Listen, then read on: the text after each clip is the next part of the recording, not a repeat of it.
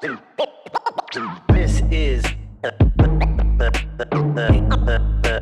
Inkpulp podcast. This is the Inkpulp podcast. Comics, hip hop, life.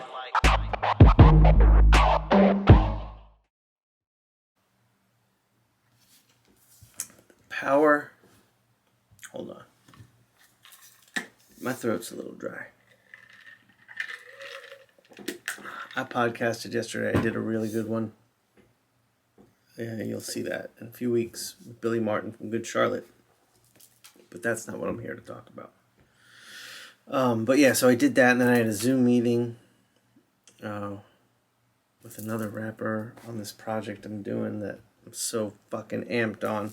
But this brings me to what I want to talk about today. The law of attraction. And this is a new concept for me. The idea that you shouldn't chase something, that you should attract it. That's a hard concept. That's an abstract thought. And you got to have some faith in things for that to work out. But it works. We talked about manifesting. Boom, idea pops in my head. I'm going to manifest that shit. And I'm going to attract it to me. I think they go hand in hand. And I haven't quite figured out how this works all the way, but I'm starting to. And it's, it was a year and a half ago. I was taking inventory. Hold on, lighting. Oh, there you go. I was taking inventory on myself, my art and my career, and I wasn't happy with where a lot of it was, and personally I wasn't happy where I was mentally, and I wanted to change and fix things, so I put that into motion, and I had this idea. I think I've talked about it. I wanted to use my art to work with artists I was a fan of on collaborations. When I say artists I was a fan of, I don't mean visual. It was like rappers and hip hop, and I wanted to create this. I didn't know what it was. I think my abstract thought was, me and my buddy Juan Doe, I want to do for hip hop what the Neptunes did for the sound of hip hop. I want to come in and do that for the visuals of it, and that hasn't really been explored deeply yet. So I wanted to do that. And I talked to my buddy Juan Doe, and we were like, all right, we're going to do it. And a couple of small projects started coming my way. It just, people reached out to me on Facebook, wanted a mixtape cover, wanted this, wanted that. And these are like really like small time, like just getting started or getting their name out there. And, or just where I was trying to, been out there for a little bit and trying to make more of a name. And then shortly after, can't say too much, but the Far Side reached out to me, which is how I'm here now, and they wanted to do something.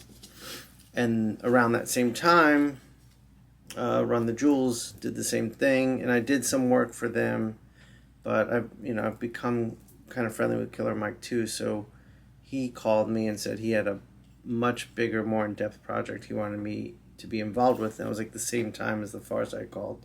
This is right before COVID hit. So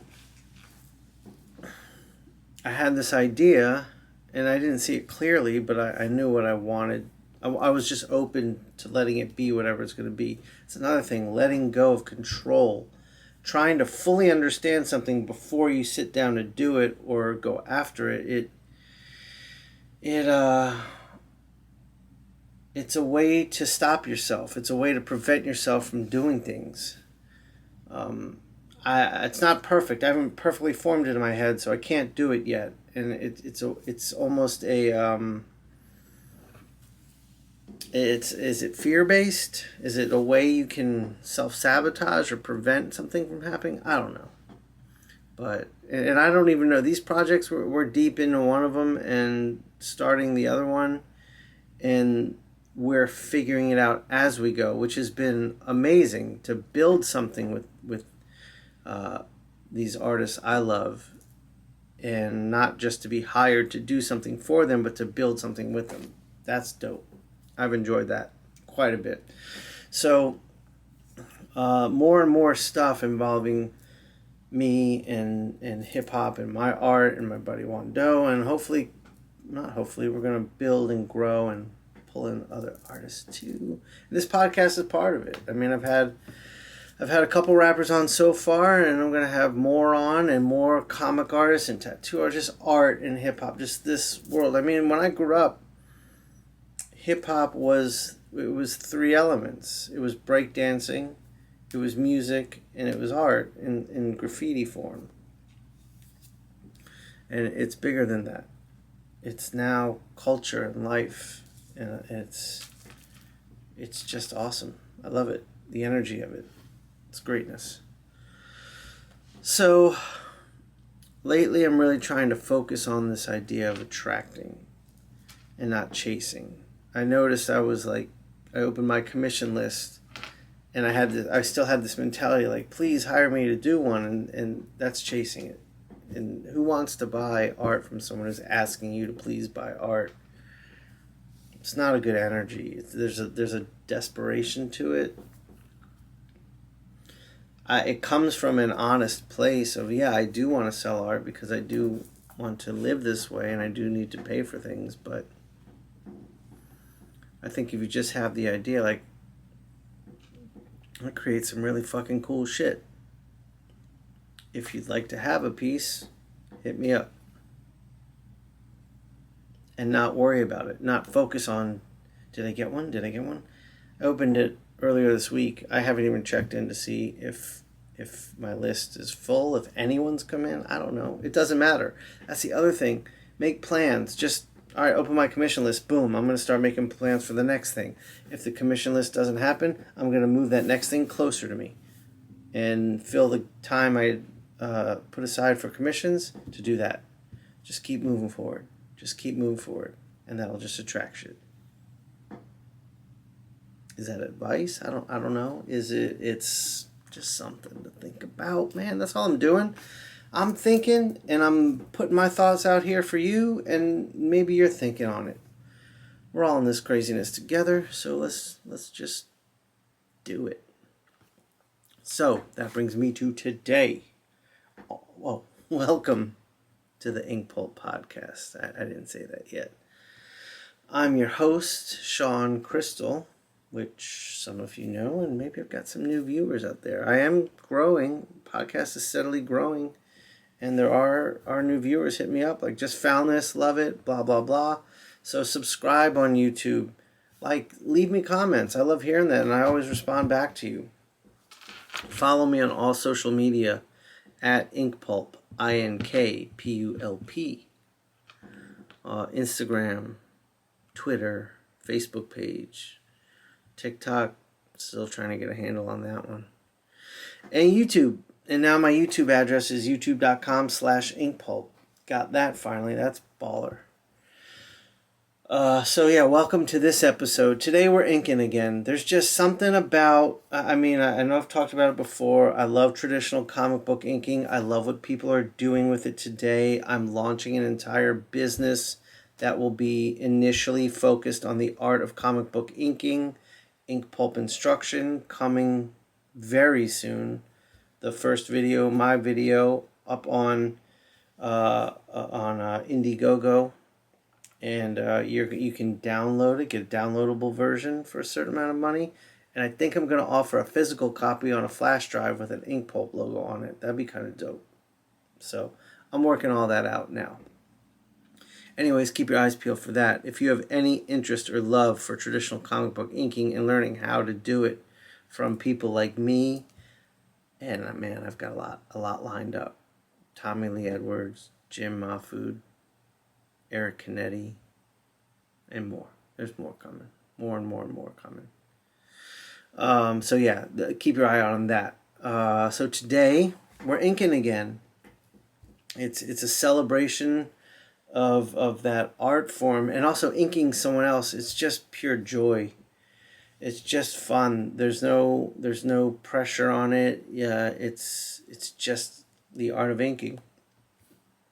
Not creating a unique composition, not creating a piece from scratch, and all of us inking the same artist and talking about how we're approaching it.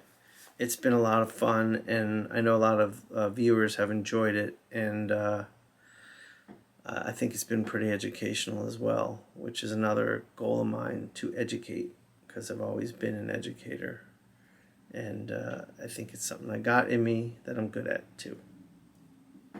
So today we're inking Mike Mignola again, third time, I think, third time. It never gets old. No one draws like him. He creates such interesting shapes. They're so sculptural. There's a lot to do with it. So today I got my buddy Jim Mahfood again working out with me on here, and we're joined by Shawn Alexander, another fantastic, amazing comic book artist, who I met through Jim. They became friendly, and Jason's another guy who thinks along the lines of energies and universe shit. So there's some cool vibes going down on this one. So I guess that's about it. Let's sit back and enjoy this one. Please, I know I said it before, I'm gonna say it again. Like, no, let's back up.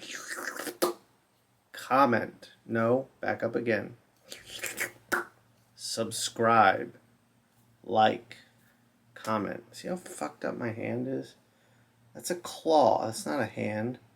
That's what my number 3 on this hand looks like. That's what it looks like on the hand. This is what drawing does to you in your 40s. What the fuck is it? Now, I can straighten it out and do it. Maybe not. There. Yeah, that's probably not good, is it? Oh, shit. I can go obsess and worry about that. Fuck it. Enjoy. Peace. All right, so Jason, sativa is your work drug, work weed. Yes. So it replaced a lot of unhealthy, prescribed stimulants. yeah, I can imagine. I find it great. Do you have certain strains you prefer? I did until I kind of started buying it on the regular, and then I realized, all these dispensaries don't really keep the same strains very long. So, Oh shit. yeah, oftentimes it's a crapshoot, and so I'll just kind of pick up a couple of eighths of one strain, and that'll keep me for a while. So you prefer the flower to, say, the cartridge? Yes. And Jason, that's the same problem I've had out here. Is like I'll find something I like, and then I go back and they don't have it again. Yeah. And it's just kind It's of like, obnoxious. oh well, why you guys are like teasing me? Why? well, I mean, let's think about it for a second, guys. This is a crop, so I mean, it's seasonal, right? Or I guess if you're growing it indoors, it's not seasonal. I don't know. I don't know. Yeah, I but don't no, know. I feel what you're saying.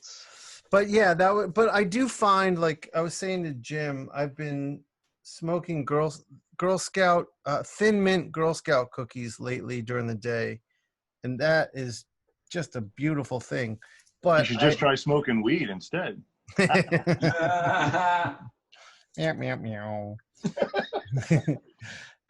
and but I think Jack Herrera is pretty easy to find anywhere, and that's a solid, like, creative sativa strain that I always can go to.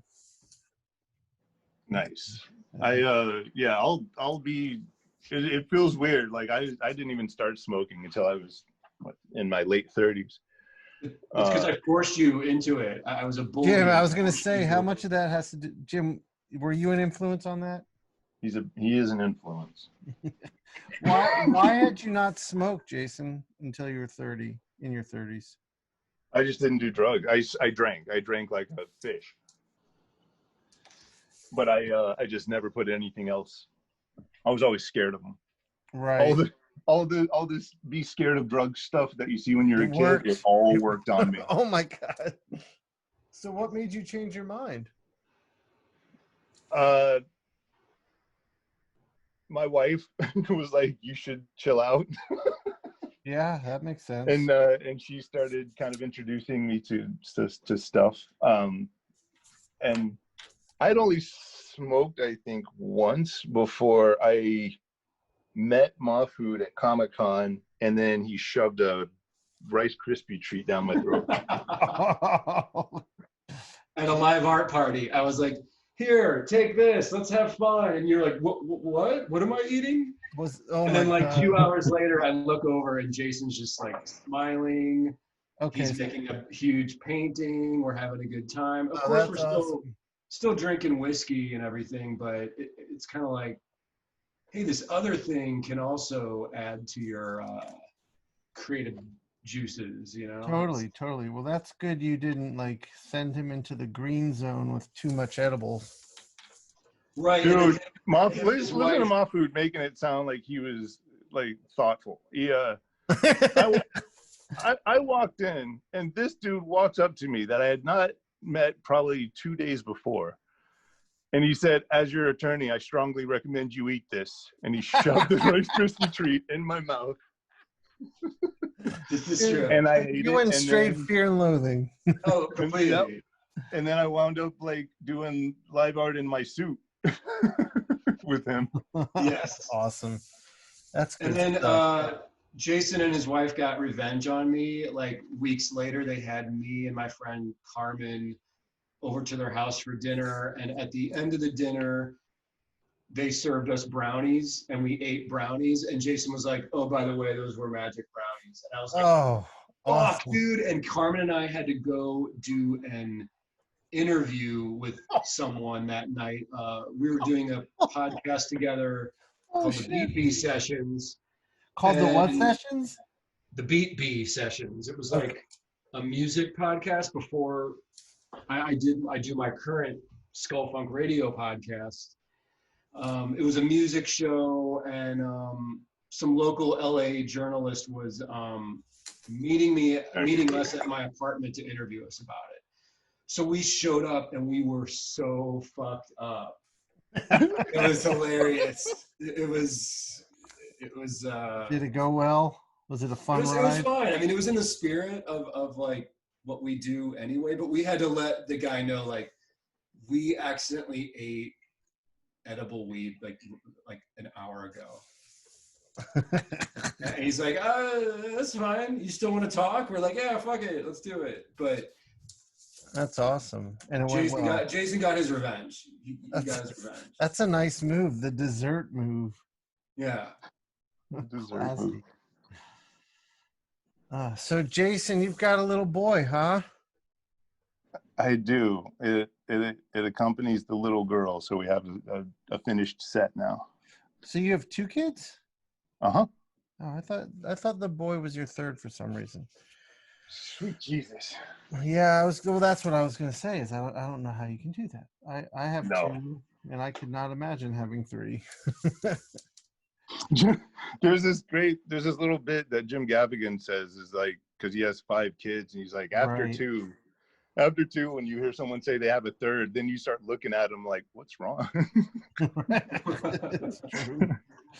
Yeah, that's a lot. 2's enough. So how old is your boy now? He just hit 8 months. Wow. God, it's been 8 months? What the hell? Dude. Wow. Dude, wow. Yeah. Dude, it's 8 months and we live in a new place now. Like, we had to move right when the pandemic hit. Oh, shit. What was that like? It was a nightmare. Yeah, I'd imagine. We are literally on our last 2 rooms of unpacking. Like, and we've been there since April. Oh, my God. Yeah, because nobody can travel, so it's not like we can have right other people come and help out and blah blah blah. So, and yeah, such is life. How old are your girls? I have a girl and a boy, just like you. My how old are daughter's gonna turn 18 next week, and my son he just started high school. He'll be 15 in January. All right, so you have some kind of, you got to deal with the online schooling as well, but you can trust your kid probably a little more. It's kind of a mixed bag, I guess. On one hand, like my son, like he just handles his shit. Like I honestly, he surprised the hell out of me as he grew up, because I thought he would be like, he'd need a lot of like hand holding and guidance, but he just handles his shit. Whereas my daughter's needs more help and guidance and things. But so the homeschooling for my daughter as she was finishing high school was fine. And with my son, it was fine. But now my daughter just started college at home on the computer. And that's been a bit tricky. Really? Yeah, because she, it's like in college, as she put it, she didn't expect this. They treat you like an adult. It's all up to you to just, they're not going to hold your hand. They're not going to remind you. You got to take care of your shit. So she's not used to that. And they just kind of throw you in. But like she's got this math class and there's a lab which you have to link to and pay for, but it's not working for her. And I've tried to help her and she's been like emailing with her professor, and we're 2 weeks in and this thing just doesn't work for her. And she like did a Zoom with him today and he had no idea what was going on. So it's like problems like that when you're just starting college are like, that's a lot to emotionally work through, I think. That's a pain in the ass. Some adult shit she's already having to deal with there. Right. But you know what? She's learning from it and she is kind of rising to the occasion in a big way and pushing herself. So there's lessons in there, which are good. Oh yeah. Everything can be turned into learning. Exactly. So, life with an 8-month-old during a pandemic, how is that? It's a pain in the ass because he doesn't seem to want to let his mom put him down, but he's growing cooler and cooler. Honestly, the pandemic part, the hardest thing is our 6-year-old. Like we have she's probably going stir crazy, right? Oh, dude, we have a 6-year-old that just started. This all kicked in at the last 2 months of kindergarten. Oh, so, and she's very social. So she has all these friends and everything. And so, yeah, we essentially, until we kind of did what the kids call bubbling, until we bubbled with another family about a month ago. What is that? Wait, that's a thing? What is that? What does that mean? It's another family like that you trust and that everybody has been taking this shit seriously. And everybody gets tested, and if everybody's positive and everybody's cool, then that's a house that you trust and you can go and actually be normal. As long as they don't see other people too?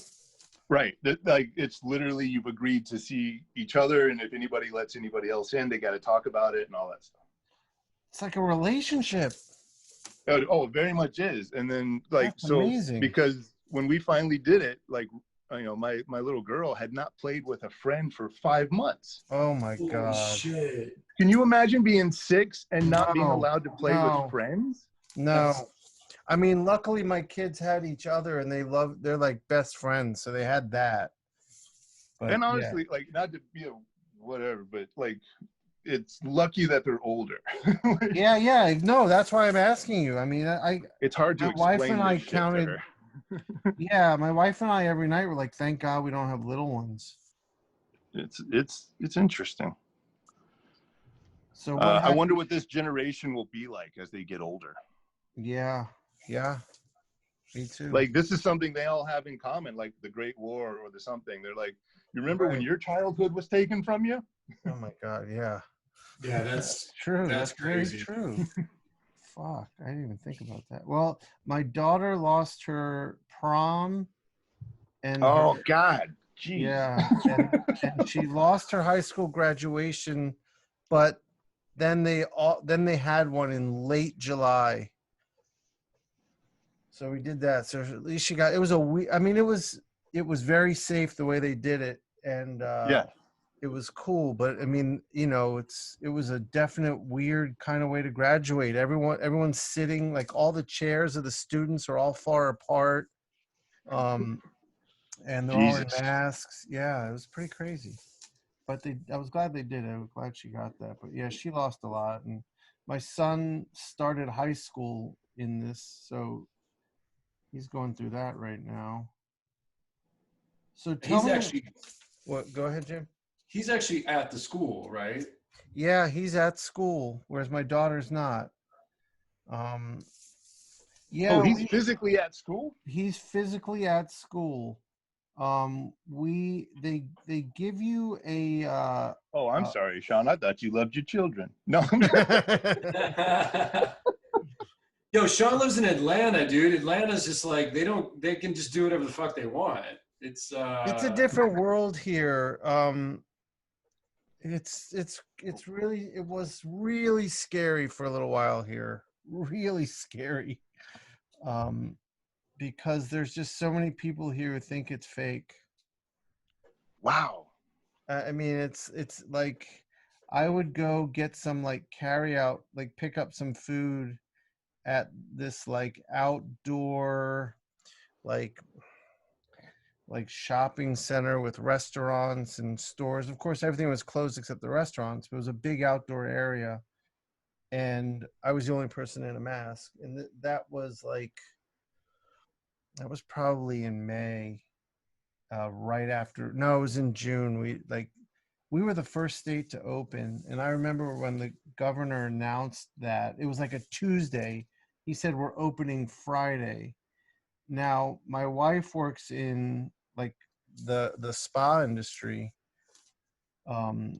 Luckily her boss didn't open immediately, but in order to open up your spa, your hair salon or whatever, they were telling you to open, but they didn't send the guidelines. They opened on Friday. They sent the guidelines around Saturday. It was just crazy. And so the night he announced it, there's a guy in my neighborhood who's total Trumpy. He put on a fireworks show, and I'm not talking. I'm dead serious. I have it filmed on my phone. You sent me that footage, dude, and I lost my mind. I mean, it was like it's not like little fireworks. It's not like firecrackers. I mean, these are legit 4th of July fireworks that he was lighting up the whole neighborhood, and it was the scariest thing that he was celebrating this like that. It was crazy, man. Jesus. Super weird. Super fucking weird. They live in this bubble that doesn't promote reality. It does not. It doesn't accept science or fact either.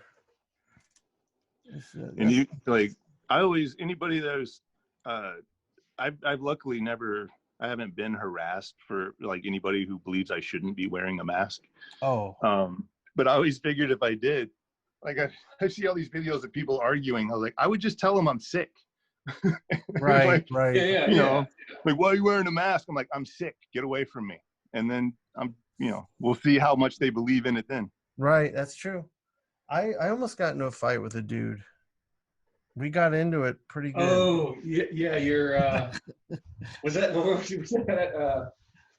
Middle Eastern restaurant or where? No, it was just Chipotle. Like, oh, Chipotle. I just went to get some carry out for the family, and I almost got into a brawl with this dude. He wouldn't have taken it there. He was scared. He was kind of running off at the end, but dude was an asshole. It's crazy.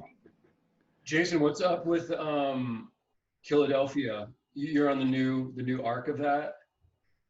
Ooh, it starts Wednesday. It starts tomorrow. Oh shit. Okay. So that's issue 7 comes out tomorrow. Oh shit. Okay. Nice. So Philadelphia is ongoing, Jason. It's not just a mini.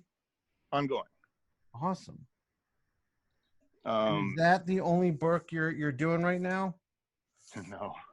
What else are you doing now? How are you doing this? Why? We have Rodney, the co-creator and the writer of Philadelphia. He and I have 4 4 projects under Image that are all greenlit under Image that we're moving forward on different levels. And you're drawing all of them? I'm drawing 2 of them. Oh my God. And then we have this guy, we have Patrick Reynolds drawing 1 of them. Yeah, it's been it's been a cross between like a lot of Hollywood stuff and a lot of comic stuff, but I kind of give myself, you know, another maybe year of this level of grind, and then then it's time for like a page. Like for me, my relaxing idea is what most people do on a regular work schedule of like a page a day. Right. How are you doing this with young children and quarantine and all that? It would have never happened unless I went digital. Really? Yeah, I think. I mean, I'm doing. I feel I have like my entire materials box, you know, in one tablet, and Right. I can literally go home, and when the babies are asleep, I can knock out a panel or a, you know. Right. You know, yeah. So it's just the convenience of being able to carry around your entire studio. But do you work like just the time it takes to pencil and ink a panel? Is it faster for you digitally? Yeah. Why do you think that is? Freedom. There's no fear of erasing. There's no fear of it going wrong and having to redo anything. You can adjust it. You can tweak it. If you make something too big, you can shrink it instead of erase it. Right. Right. Like it's mostly the penciling process. Like that's why a lot of guys switch to digital pencils, because it takes so much of the erasing and the guesswork out of it, because you can just go and go and go, and whatever's wrong you can fix. Right. Yeah. And then, you know, a lot of guys will then bring it back in and then traditionally ink. Right. Right. I did that for my Batman arc. I did pencils on the computer. Nice. I'm just growing to like, it's so funny where people think in absolutes. They're like, oh, so no more pen and ink, no more Jason. I'm like, who? What? So, Yeah, that's like, crazy. I'm literally just exploring, and then, like I was definitely a purist for a little bit, but now I'm really just having fun drawing comics with a whole new tool. I've drawn, you know, we're of a certain age. Like I've drawn comics for 23 years the same way, so it's kind of fun to explore a new tool. Yeah, that makes total sense. I'll never leave paper. That's insane. But I did one mini series all digital, so to get to know how digital worked, like that was the goal. And then after that I slowly started letting traditional creep back in the process more and more, to the point where I don't use a computer hardly at all now. nice. You know, it's whatever gets the job done for you as an individual. It's Yeah, like, I missed all the tactile stuff and the computer. Oh yeah. You know what? The computer offered me too many options. That was my. Oh yeah, I had to get over a lot of that shit. I had to just start really. Now I just work fast, and so if I work fast, then I don't get to screw around too much. But yeah, it helps me get that particular job done, and then I get to paint a cover, and then I get to ink a certain thing. But inevitably, I think in the next 2 years, I want to be able to slow down enough to get back to. I actually like the idea of both. It's made me more of a fan of Dave McKeon, of constantly using, like going back and forth between, you know, working traditionally, scanning it in, playing with stuff, and printing that out. I like that. Yeah, I could see. I just want to play. I just want to, like, I've been doing art for whatever reason. I've been doing it one way. So I kind of want to, you know, I'm 44. I want to start playing. I like how you put that. That makes total sense. Yeah, there's no rules. It's just, you know. The only rules is these weird self-imposed ones I put on myself. Right, we all do. Except maybe Jim. I don't think you have any rules, Jim. I gotta be free, man. I can't be tied down, man. Jason, I would still pay handsomely to see what Mahfood would produce on a tablet. Yeah, I wonder. Yeah, you know, like, man, the couple times I've tried to draw digitally with the digital, Cintiq drawing tool, pencil, whatever you call it. It's like, it looks like my style, but it still doesn't have the There's a depth that's lost. unpredictable ink line that I'm getting with, these parallel lines give the work a specific look. Right. And so it looks like my stuff, but it doesn't quite have the punch or the character for some reason. 100%. So that was my only thing. I mean, dude, I've been looking at your work for a long, long time. We're good friends, and I've worked with you in person, collaborated with you, and your conversion to digital, it's like you didn't lose what you were already doing. So, I mean, you and Mike Huddleston to me are like the prime examples of the shit looks like their style if they're working analog or digital. Like, it doesn't really matter. Right. And I envy that ability to adapt that way. Oh, no, and one, thank you. And two, like that was because maybe that was, I don't know about Mike, but that was my primary focus. Like, I was like, I'm such a texture guy and a painterly kind of person. I was like, my goal wasn't necessarily to learn digital. It was to make sure I didn't lose my traditional look. So I went at it with that mentality. I can see a certain level of depth that doesn't exist in the digital versus traditional, but then I had to quit trying. Basically, about an issue or so ago, I quit trying to fully mimic my traditional look and start really exploring and having fun with the digital side. Oh, that's it was like somebody gave me a Ferrari, but I refused to go over 30 miles an hour with it. I was like, wait, you mean I can go anywhere with this? Right. You can time travel with it, man. So do you notice a difference in the printed work, Jason, from like comics that were all traditional versus the ones that are digital now? Yes. Oh, not in the printed work. I can just see a difference. Like if you can tell someone's inking maybe with a parallel pen, right? Except for maybe Dan Panosian, it looks like he's inking with a parallel pen, but he's not. Right. And I can tell, like, there's certain applications that have certain textures, and so, like, it is funny. I would get kind of turned off when I would see this certain cross hatching, this texture. I forget what the app is that has it. Clip Studio or something. I don't know. Yeah. I was just going to say, I know exactly what you're talking about. And every time I see that cross hatching, I'm just like, okay, I don't want to be a prick, but just cross hatch. Right. But it's a cool texture, and they make it work. But the problem is then you see several artists that have the exact same cross hatching technique. Right.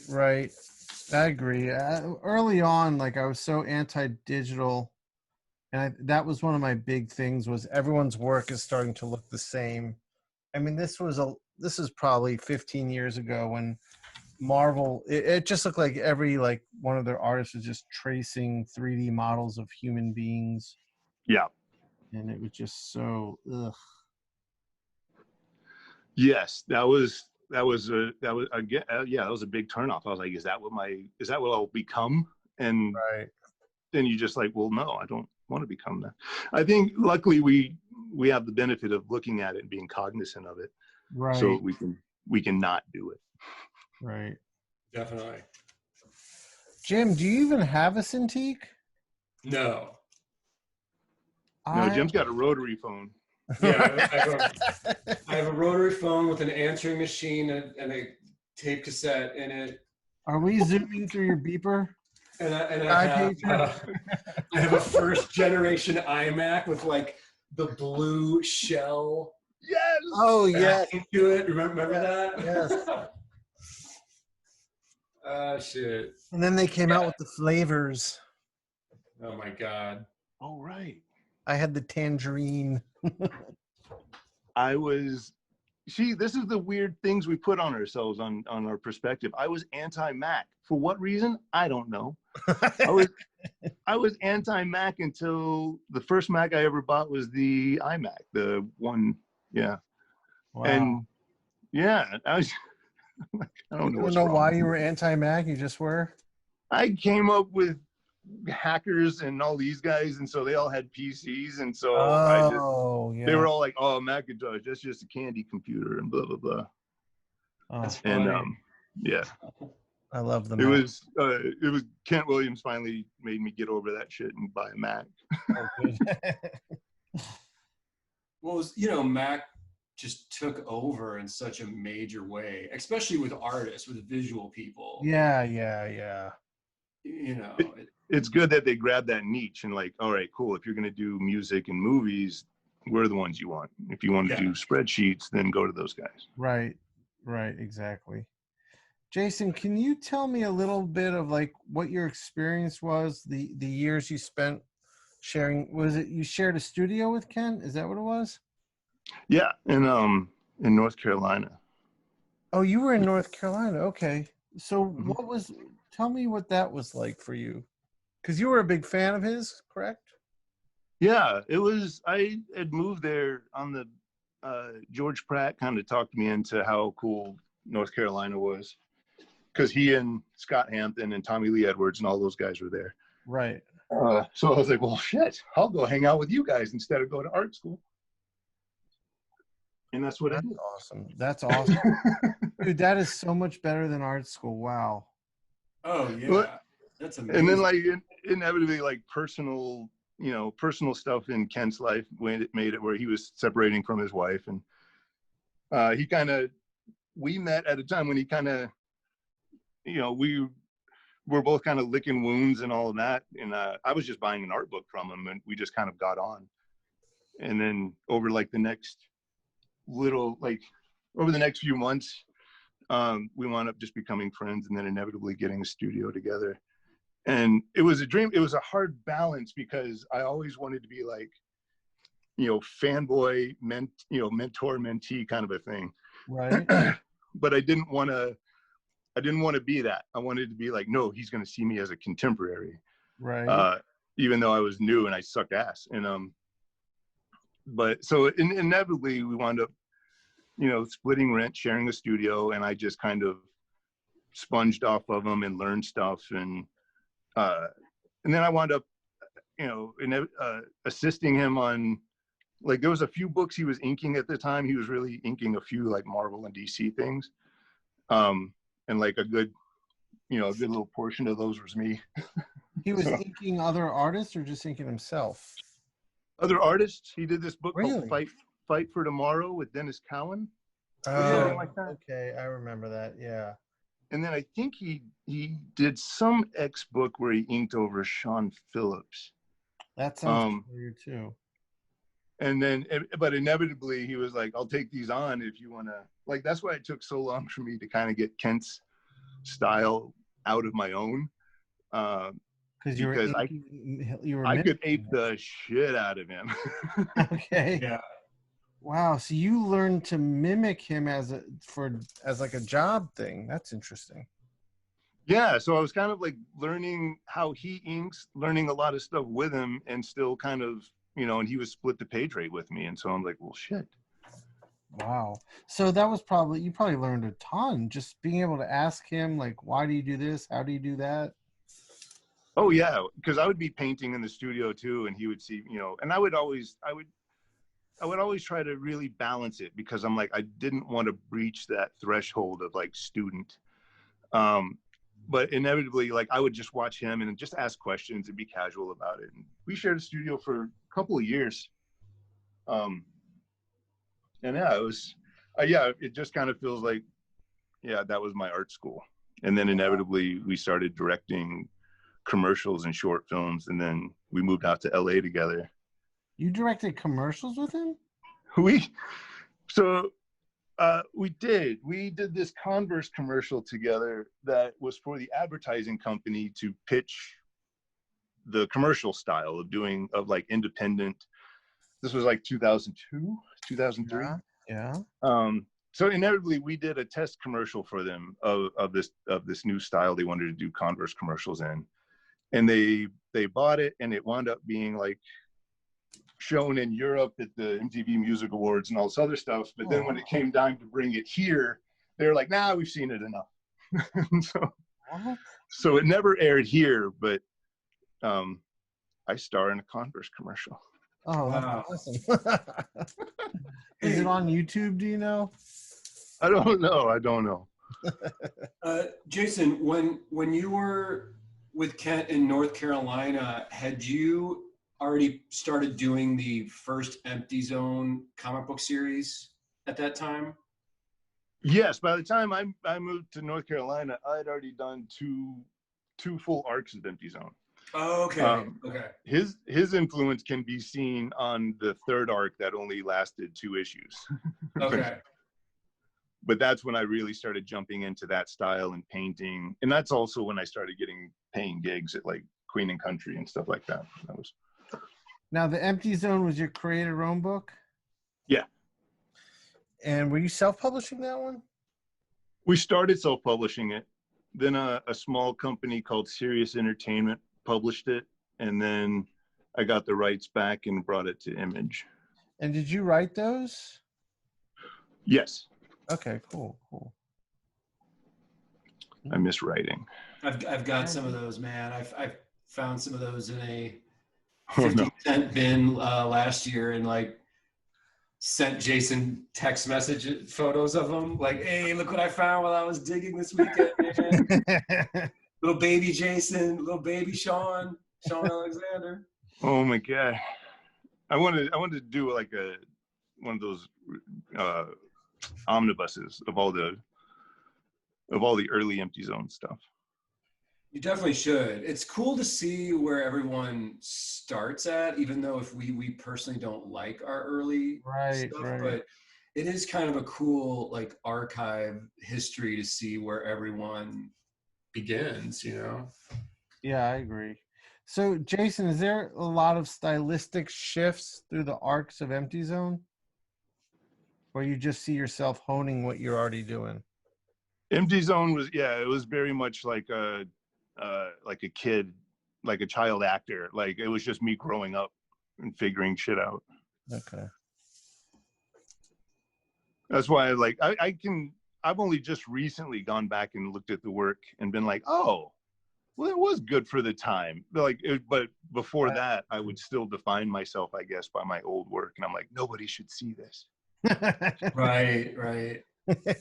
But now I can see it as growth. I like what I do now. And now I'm like, oh, we should publish this. Right. Yeah, man. There's enough time that passes that you sort of quit hating your old stuff because it was so long ago. Right. That you see how good you are now and you look back and be like, well, hey, man, this is just a valiant effort from like a 21-year-old hungry kid. Yeah. You know, it's like you can't shit on it. It's like you were doing your thing. You were trying your hardest. Yeah. And, get confident in what you're doing. Go ahead. I've come to grips with some of the earlier work that was published of mine, because when you get published in your early 20s, it's like you're doing all your growing in public. Right. Yep. And it's like, of course, that's going to be weird and awkward, you know? So anybody who talks shit, it's like, step off, man. This was just me as a kid figuring things out, you know? Right. And honestly, who's talking shit? It's you in your head talking shit to yourself usually. Totally. Yeah. All right, let's we haven't like really talked about what we're doing here. So it's another ink jam, and we're inking Mignola again because why not? It's awesome. And I'm inking this Mumra from Thundercats. And I'm using my typical stuff, my Raphael and my ink, and that's about it. Jim, what about you? What are you inking over there? I have a Man Bat going right now. Is that your third one you're on already? It's my second, and I have this Dead Man. God. I was making a joke, but no, you're on your second, of course. With added background, added bat wings. That came out dope. And it was just fun, man. It's just fun. Yeah, it is. Are you using the parallel pens? Yeah, I have that, and then like a Micron number 5. A little detail. Okay, cool. And I have something I want to talk about. But first, Jason, you're inking Radio Space. Is that what it's called? Radio Spaceman? We'll say that, yeah. It was something. I saw him because there was that one. And then there was one of that guy with his name under it. And then there was one with, he was on a giant lizard. And I really wanted to ink that one, but that would have taken too long for the show. So what are you inking with, Jason? A parallel pen and this guy, which, where is it? There we go. Oh yeah. Yeah, I it's got two, the wide and the thin tips, but the ink is great, the tips are great. It works over whiteout. Good stuff. Oh. Jason, I always like to talk tools and material with you. Have you discovered anything new since we last hung out, I guess, in New York? Oh my God. Yeah, Mahfood and I always have like art supply porn conversations when we first meet up. Bring it on. I love this Yeah. stuff. Yeah. So nothing new? You've been doing digital, yeah. Jim, what about you? Anything new? I'm looking around. Not really. I mean, since I haven't been getting out this year, I just kind of, been using my go-to supplies. Yeah, all the new stuff for me has been paint related. Yeah. Well, you've elevated your paint game this year to like a whole other level. Thank you. Yeah, I just I have a supply question. Yes. So the Copic markers are quite popular and they took off strong, but I see these posts of people saying that those markers are not archivable and everything that you've done on them is going to turn black at some point. Is that true? Oh, Does anybody shit. know? Is that... I know the reason I never they're alcohol markers. They're never going to last. Right. So I mean, that's why I used them for like class demos when I was teaching, but I would never do art with them for that very reason, because they're alcohol-based markers and they're just going to. That's what I wonder about all these guys getting, Copic marker commissions. And I'm like, oh no. Yeah, that's exactly it. Yeah. But also, wow, I didn't even felt like think markers. about that. Yeah, that's exactly why I don't use them. But I also feel like markers are like Copics. They're such an easy way to use color. I wanted to like force myself to use paint to learn how to use it better, because the Copics just blend so effortlessly and easily, and they're quick, and there's no setup, there's no cleanup. So yeah. So what were you saying? They turn black? Yeah, they said they're either gonna. Yeah, I think the person I was reading on Twitter or whatever said they will turn black, and I'm like, so I just know I see a lot of commissions that get posted of Copics. I'm like, oh no. I don't know how. But nobody's really stopped using them, so I'm like, well, maybe it was fake. Yeah, I mean, I have Copic drawings that are probably 10 years old now, and they're still okay. They're just a little faded. Oh, yeah, then never mind that. I don't know how they would turn black, though. That would be, imagine that. Everyone's like, all these expensive ass commissions people got with Copics, and they're all black.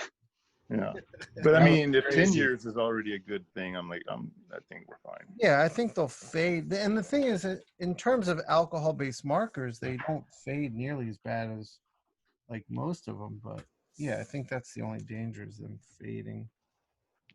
Well, I know that, Sharpie marker, like black Sharpie marker, that shit does turn to like a purple. Yeah. Yeah. After many years, it was cool because like at the beginning of my career, Bob Schreck corrected me on, I started turning in pages of one of my early Oni books. It might've been Girl Scouts, and I was filling in the blacks with Sharpie just because it was so quick and I was late. And Shrek called me up and he's like, don't tell me you're going to fill in your blacks with Sharpie marker, dude. He's like, this is all going to turn to shit in like 5 years. Yeah. He's like, buy the proper ink, use the brush, take the time. Yeah. Don't use Sharpies on your comic pages. God bless Bob. Yes. But I still see it all the time. I see Sharpies everywhere being used to fill in blacks. People don't know. They don't learn. Yeah. And when you're a struggling art student or something like that, you gotta go what you get. You're gonna regret it though, man. I mean, when I was a teacher, I wouldn't allow it. I was like, nope. Oh, nice, good. But then they'd point out all these professionals that were doing. I'm like, yeah, well, they're not teaching you, so. Uh, Yeah, it's your class, it's your rules, right? Right. But it was also, I had a reason. I wasn't just being a dick. It was like, look, this shit's not going to last. And it's good to think about that secondary market and the archival quality of your work. yes. Most definitely. Sorry. Dude, that was like a jungle of fucking. Jesus Christ. Felt like I was in Africa for a second there. Well, all my Mac stuff, all my Apple stuff is connected. Right. So when my phone rings, it rings on my iMac. Yeah, me too, Jim. I'm gonna cue you in on a little something that took me a long time to learn, and in fact, I just did it like 10 minutes ago. Turn on the do not disturb on your computer, and you won't get all that shit going on. Oh, okay.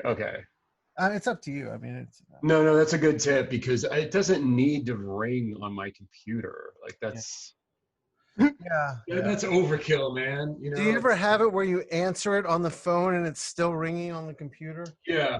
That drives me crazy. Very weird. So I wanted to talk about like inking Mignola, like why we enjoy it, and like for me, when I'm looking for a piece to ink, the challenging part is some of his drawings. If you just ink it as is, black and white, it's just going to look like Mignola did it. And I'm always looking for pieces that I can impart a bit of myself into, because while there are these abstract, simple forms, there's a real knowledge of like a volume of what he's drawing. So I like to find areas where I can explore the volume in the darks.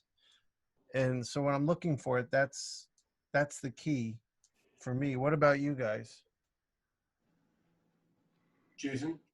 I think I agree with you. I think if you just pull out a small pen and you're going to ink Mignola, like, not that there's not a certain level of drawing and changes and stuff he does in the ink that makes it special. Right.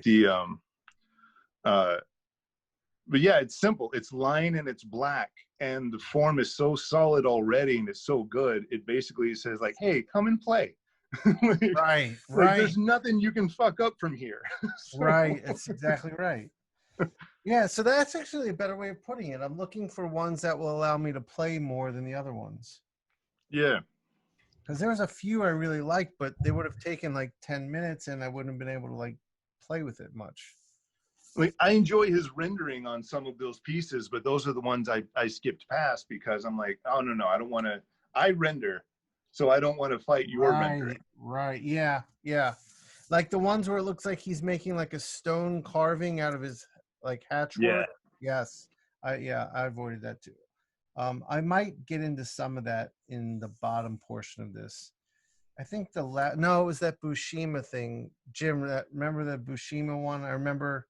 The coral. I did like some Mignola like hatchwork with the brush on that coral. Yes.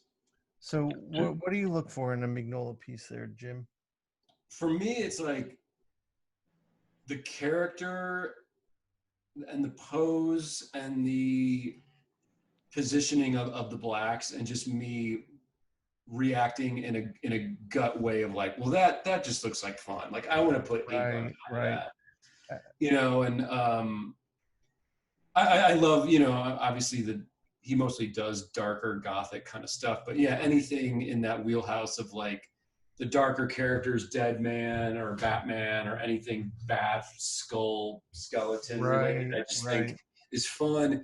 And that subject matter lends itself to a shakier, rougher, sketchier rendering, which is what I do. So I'm not really looking to ink a super clean, super smooth, like svelte superhero drawing by Mignola. I want something that, you know, I can add like my little flourishes and weird stuff to it, you know. Of course, yeah. And that's a good point you brought up too, is the character. That's definitely a big part of it for me, is not just the character that I have some love for, but Mignola has such a unique voice. To see him take on so many different characters, I want to pick something that is a character I like and that he drew it really cool. Yeah. And he just makes most things look so damn fun to draw. You know, He's so stylized, yes. Like Frankenberry and all that stuff were the things that started cracking. I almost did that one because those cereals were my jam when I was a kid. Yes. And then I really wanted to do HR Puffin stuff, but that was the problem with that was exactly what Jason said. It was too much Mignola rendering. Oh, on the Puffin Stuff one? Yeah. I have so much love for Puffin stuff. Yeah. I think that was my first experience of like true psychedelia. Oh yeah, man, those guys were. Dude, that show was crazy with the fucking talking mushrooms. Oh yeah. Oh, they were all smoking cigars too, the mushrooms. It's wow. Children's programming in the 70s is like, dude, the Kroft brothers were crazy. Something completely different, you know. That was great stuff. I bought the DVD set for my children when they were little because I wanted them to see. Oh, that's hilarious. That's awesome. I mean, I'm telling you, I have a lot of love for that stuff. I bought them Sigmund the Sea Monster, HR Puffin stuff, and Land of the Lost. I feel like there's one, like the most obvious one I'm missing. The Lidsville, the one with the hats. I don't think I ever saw that one. The hat characters. I bought mine Pee-wee's Playhouse. There you go. That's awesome. And that stuff 100% holds up. Like, it's hilarious. Oh yeah. Yeah, I would it's, like. Have you, Jason? Have you seen the documentary about Wayne White? Beauty is Embarrassing. No. He's one of the main set designers and of Pee-wee's Playhouse. Oh wow! Oh, so it's a documentary about his life and all his art, and then he became famous a couple years ago by doing those.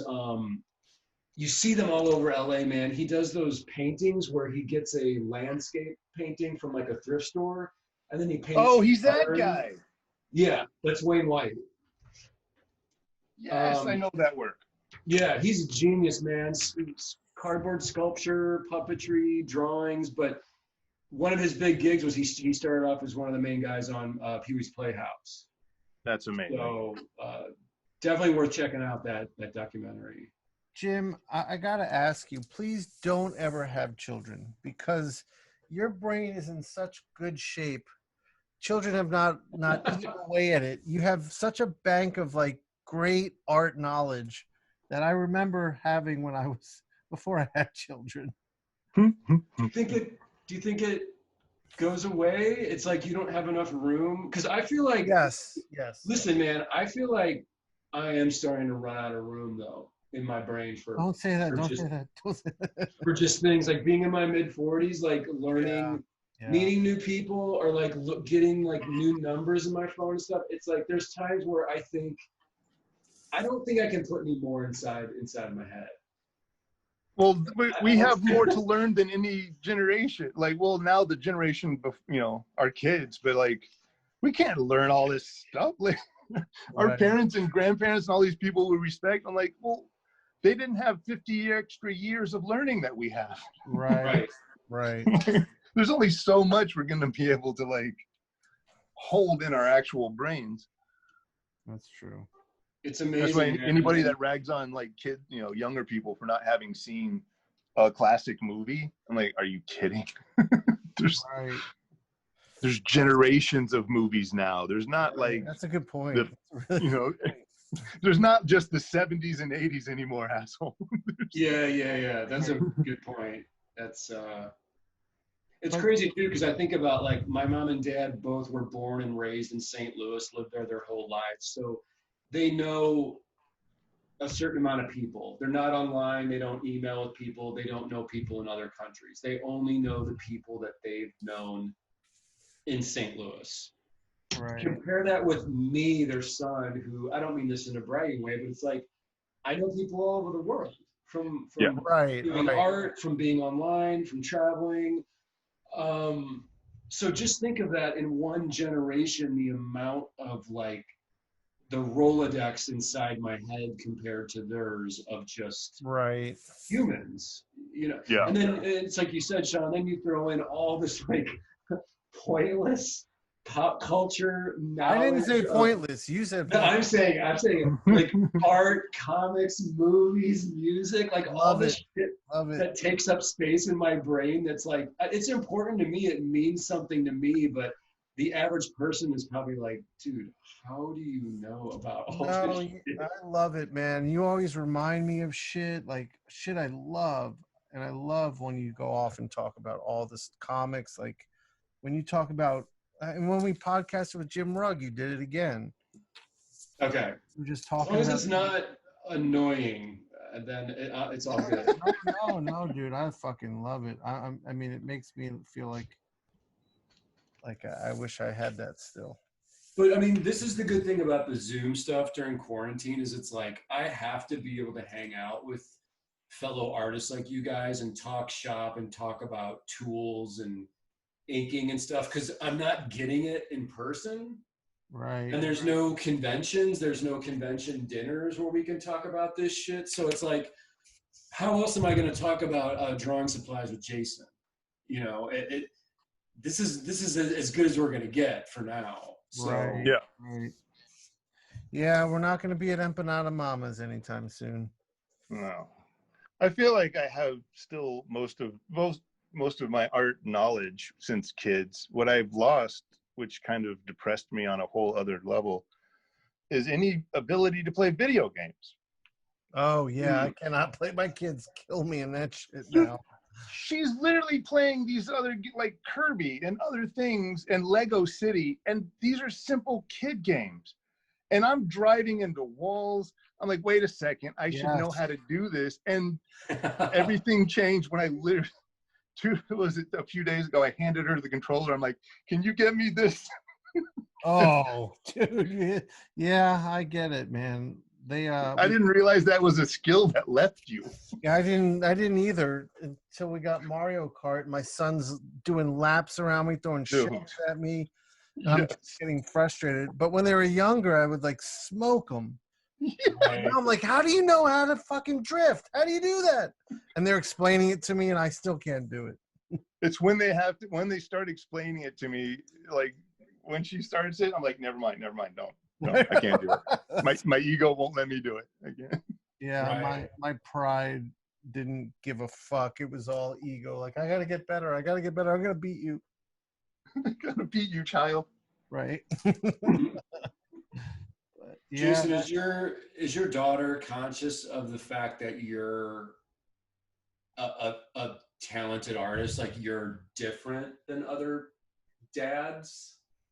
I don't know if it's different than other dads because, I mean, honestly, at this point, she, now that she's been more of a cognizant child, she's had less experience around other dads because of the, pandemic, things like that. But right. No, I don't know what she thinks of other dads. It is funny to hear a 6-year-old saying that she likes my Spawn. Right. I guess what I mean is like, can she kind of brag about you? Like, oh, your daddy's like a fireman. Well, my daddy is like the greatest artist, like. I have competition though. Like she's like, my mommy's an actor. Like Denora just did like she just started this Budweiser commercial. And so oh no shit. Awesome. Yeah. That's and awesome. she has this ongoing appearance on this show that's going to start back in production. And so I have to compete with mom. Oh, that's true. Oh, yeah. Yeah, that's interesting. The only my biggest advantage is that is at school they had a Valentine's thing, and I drew this Olaf for their class, and I was a rock star in her eyes because every day they had to pass the Olaf that her daddy drew. Oh, that's so cool. awesome. Okay.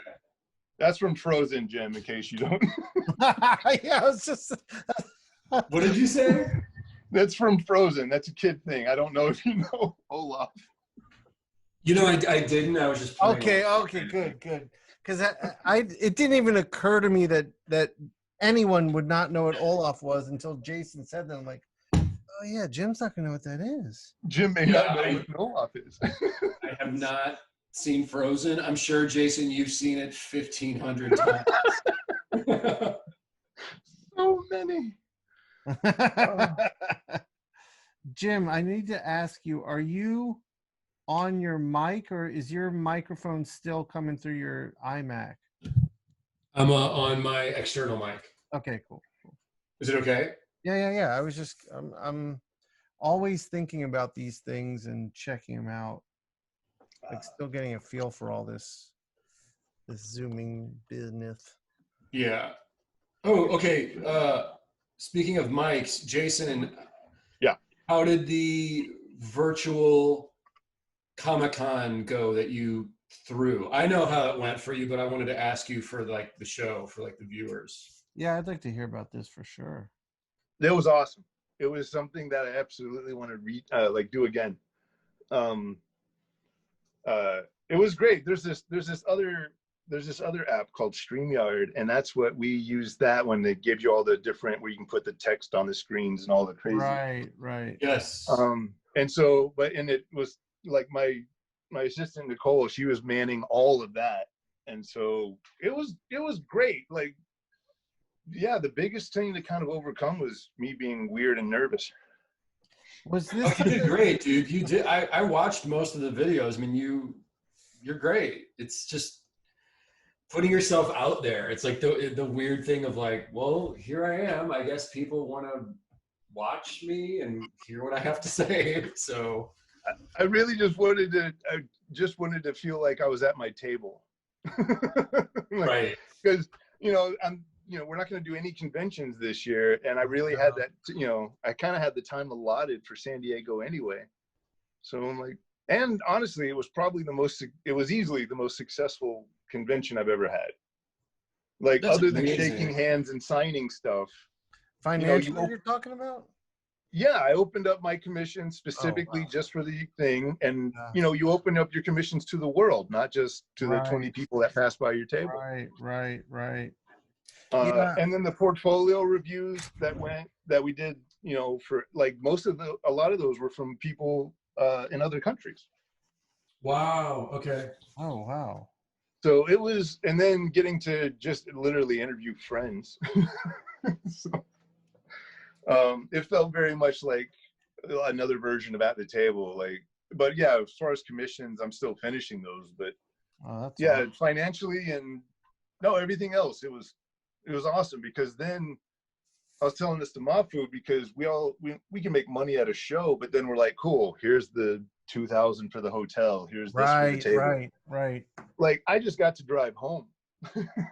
So right. You're like down the street, it's yeah, there's probably $3,000 or $4,000 just in expenditures that I didn't have this time. All right.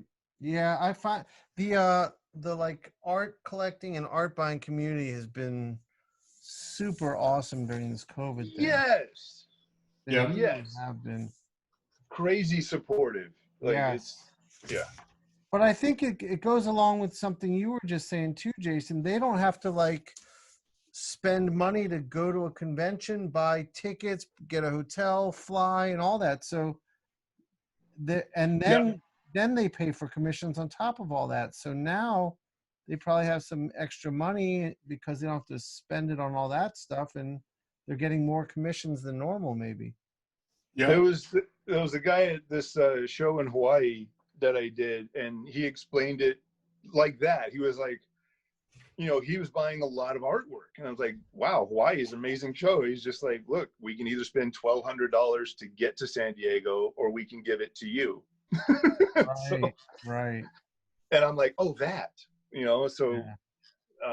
That's awesome. Yeah, it was, and I tried to make it, I didn't want to just take commissions and be done with it. I wanted to make it as interactive as a show could be. Right. So it was fun to, talk and comment to people and have that kind of a thing. And much like any other show, as soon as Sunday was over, I was fucking spent. Yeah. I bet.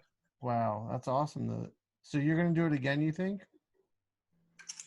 Yeah. I'll easily do it next year. I think just with work and everything, I'm not gonna have time to do like a New York version, but Right. but yeah, next year.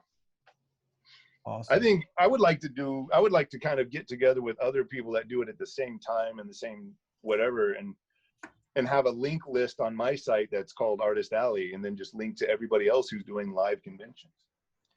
Dude, I'm down with that. Like, let me know. That sounds great. Yeah, I mean, we think should someone's we could all talking share in this. People can literally visit all of our tables and panels and not miss anything. Yep. They can just go back to YouTube. Right. It's awesome. Yeah. So it was great. It definitely took a toll during fucking pandemic. Yeah. We put out a lot of energy when we do that shit. Ooh. Yeah. Dude, that Like we stay in here and be silent all day for the most part. right. Yeah. Totally. Hey, Jay, do you think working on Spawn gave you more of a international audience? Oh, 100%. That was the whole. I've never had a long-term plan in comics until I got older, and I was like, the idea of staying on somebody else's book for 2 years was a nightmare. But it was the right book, and I was like, you know what? This is what I've missed thus far in my career is a body of work that I can point to. Yes. Right. And so I was like, I'm just gonna suck it up. And I was like, you know what? In 2 years, I'm gonna have a great relationship with Todd, and I guarantee it's gonna push my art.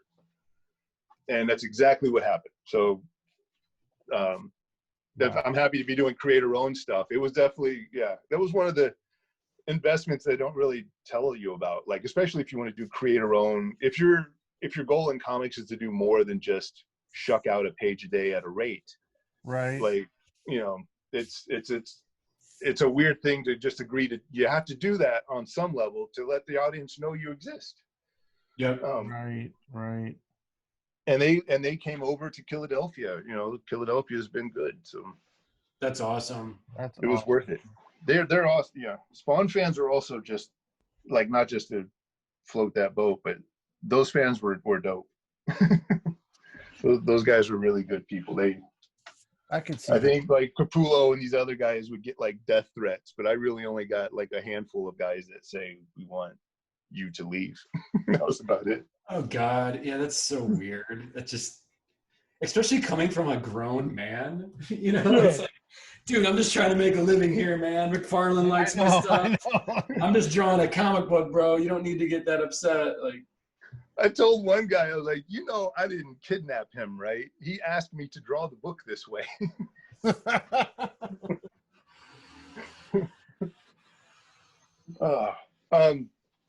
I have a time thing, and I'm basically finished unless I keep noodling on this thing. Okay, so you got to get going, you're saying? I got to get going. Okay, cool. No worries. let's see what you got, man. That looks dope. Yeah. I'll get a scan of it today. That's beautiful. Yeah, that's gorgeous. Yeah, please get me a high res of that. I'll put it at the end of the show. And Cool. Jim, what about you?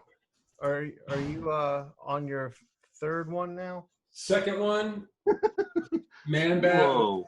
A very large bat behind him. Oh, you added quite a bit to that one. And Dead Man. Awesome. Yeah, they're just springboards for Mahfood. Yeah, exactly. I'll probably add some, color and zipatone and airbrushing to these. Maybe some glitter. Some Glitter glitter. and Mignola, and Mignola be like, "What the fuck? What is this?" Glitter. Yeah, I've got about 20 minutes or so left, so I'll finish it after I hit stop. But Nice. on Mumra. Dude. Let's see, Sean, let's see real quick. What? Oh, sorry. Yeah. Yeah. That's great. Yeah, it's getting there. It's getting there. That's These are awesome, fun. dude. Really All right. fun design too on that one. Yeah, these are great. All right, so Jason's got to go, so I'm going to hit stop. Jim, if you want to just hang and keep drawing with me, that'd be cool. Yeah, I'm here. All right, I'm going to hit stop and then we'll say goodbye. This is the Inkpulp podcast. This is the Inkpulp podcast. Comics, hip hop, life.